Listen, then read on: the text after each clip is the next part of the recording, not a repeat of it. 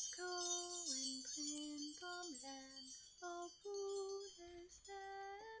lovelies!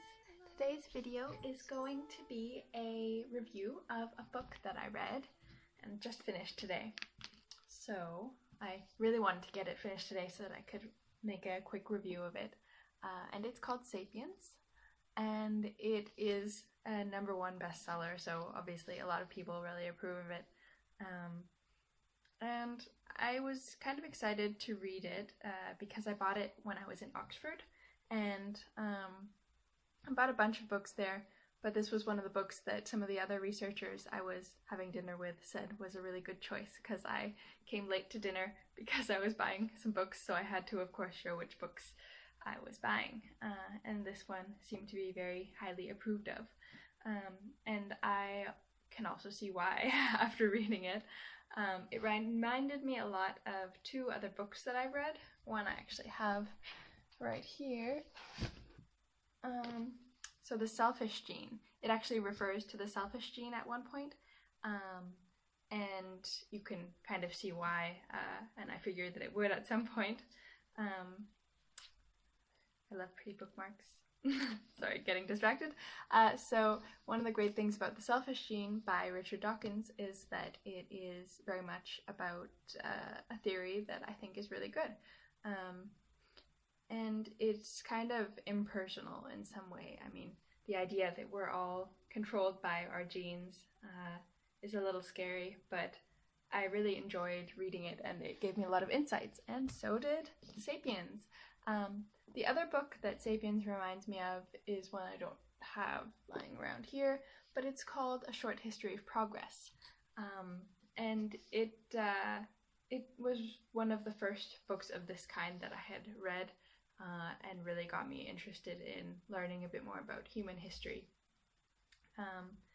and seeing the bigger picture in that way. But so I find actually Sapiens has the same, well, not the same content as those two, but similar content, except it takes it a step further. And it has a really, really nice build-up with,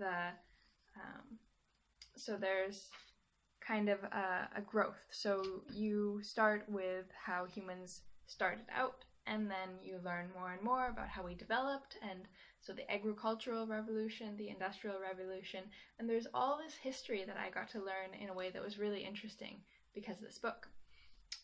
And while history can be a little boring sometimes, I find it really, really wasn't boring at all in this book. It was a kind of heavy read, of course. It's a big book, and it is written by a historian, and it's a little academic in that way, but it's very, very entertaining still, I think. Of course, it's not for kids, but I would think that most adults could really get a lot of insight out of reading it. And I spent a lot of time talking about the book while I was reading it, because in every conversation I felt like I could bring it up somehow. There was something I had learned from it that helped me to bring new knowledge about the world, or, well, old knowledge it is, since it's history.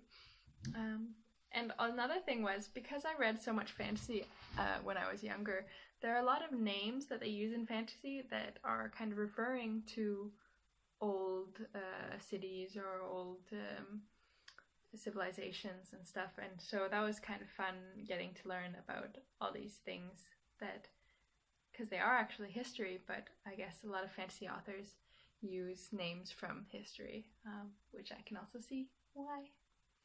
Anyways, I just wanted to suggest this great book for anyone who is looking for a book to read, and I've also been looking through the books that I've read over this year. I set myself a goal of reading 12 books, so a book per month for this year, and most of them are books by Terry Pratchett, and then some are like this, Sapiens and The Selfish Gene, and another book by the same author as the one who wrote A Short History of Progress. So I've got a nice mix of fantasy and more academic books, and I really enjoy having that balance of all the different kinds of books that inspire me.